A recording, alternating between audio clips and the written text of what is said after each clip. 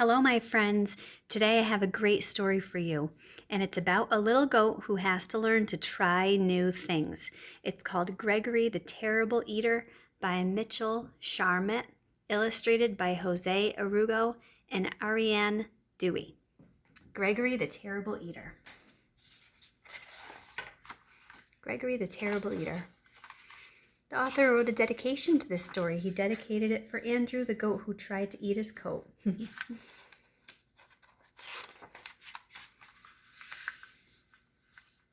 Once there was a goat named Gregory.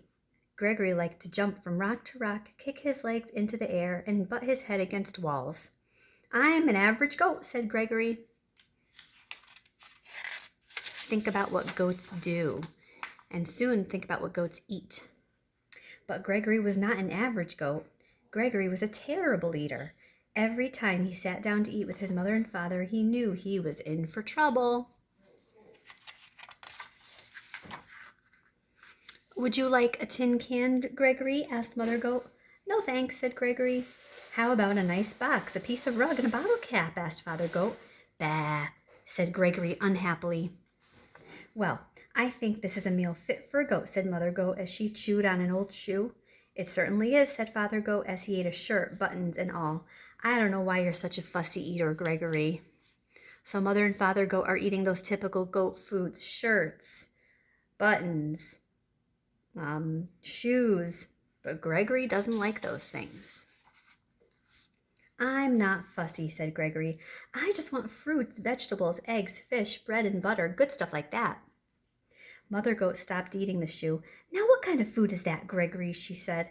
"It's what I like," said Gregory. "It's revolting," said Father Goat. He wiped his mouth with his napkin. Gregory likes people food. After Gregory was excused from the table, Father Goat said, "Oh, Gregory is such a terrible eater. I wonder what's wrong with him," said Mother Goat. Mother and Father Goat ate their evening newspaper in silence. The next morning, Mother and Father Goat were enjoying a pair of pants and coat for breakfast. Gregory came to the table. "Good morning, Gregory," said Father and Mother Goat. "Good morning," said Gregory. "May I have some orange juice, cereal, and bananas for breakfast, please?" Now, I don't know about you boys and girls, but those sound good to me. "Oh, no," Mother Goat said. "Do have some of this nice coat." "Take a bite out of these pants," said Father Goat. "Bah," said Gregory, and he left the table. Father Goat threw down his napkin. "That does it," he said. "Gregory just isn't eating right. We must take him to the doctor." Father and Mother Goat took Gregory to the doctor. Dr. Ram was munching on a few pieces of cardboard. "What seems to be the trouble?" he asked. "Gregory is a terrible eater," said Mother Goat. "We've offered him the best: shoes, boxes, magazines, tin cans, coats, pants, but all he wants are fruits, vegetables, eggs and fish, orange juice, and other horrible things." Now, boys and girls, they're not horrible to us, but they are to goats. We and goats eat very differently, right? "What do you have to say about all this, Gregory?" asked Dr. Ram. "I want what I like," said Gregory. "Makes sense," said Dr. Ram. He turned to Mother and Father Goat. "I've treated picky eaters before," he said. "They have to develop a taste for good food slowly. Try giving Gregory one new food each day until he eats everything." All right. That night for dinner, Mother Goat gave Gregory spaghetti and a shoelace in tomato sauce. "Not too bad," said Gregory. The next day, she gave him string beans and a rubber heel cut into small pieces. "That meal was good and rubbery," said Gregory. The day after that, Mother Goat said, "We have your favorite today, vegetable soup, but there's one condition: you have to eat the can too." "Okay," said Gregory. "What's for dessert?" "Ice cream," said Father Goat, "but you have to eat the box too." "Yummy," said Gregory. "I'm proud of you," said Father Goat. "You're beginning to eat like a goat." "I'm learning to like everything," said Gregory. This is an important point in the story, boys and girls, because it gives me a connection. Does it give you a connection? Have you ever tried something new and realized it's not that bad? I bet your parents are trying to get you to do that all the time. One evening, Father Goat asked, "Has anyone seen my striped necktie?" "Not since breakfast," said Mother Goat. "Come to think of it, I haven't seen my sewing basket today. I left it in the living room after supper last night."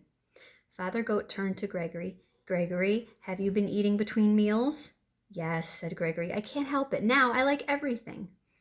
Well, said Mother Goat, it's all right to eat like a goat, but you shouldn't eat like a pig. Oh, said Gregory. After Gregory went to bed, Mother Goat said, I'm afraid Gregory will eat my clothes hamper. Yes, and then my toolkit will be next, said Father Goat. He's eating too much. We'll have to do something about it. So now, boys and girls, this is a problem because he's eating too much. He's eating everything. The next evening, just before supper, Mother and Father Goat went to the town dump.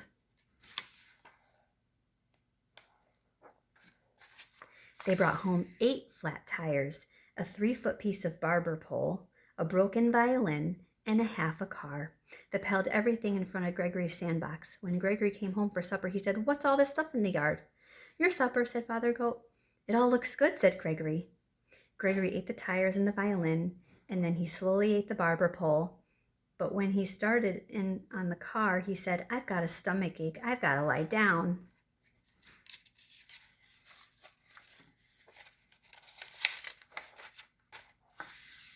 Gregory went to his room. I think Gregory ate too much junk, said Father Goat. Let's hope so, said Mother Goat.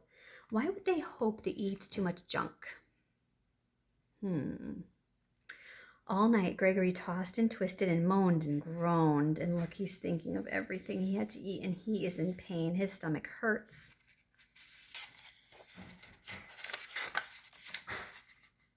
The next morning, he went down for breakfast. What would you like for breakfast today, Gregory? Asked Father Goat. Scrambled eggs and 2 pieces of wax paper and a glass of orange juice, said Gregory.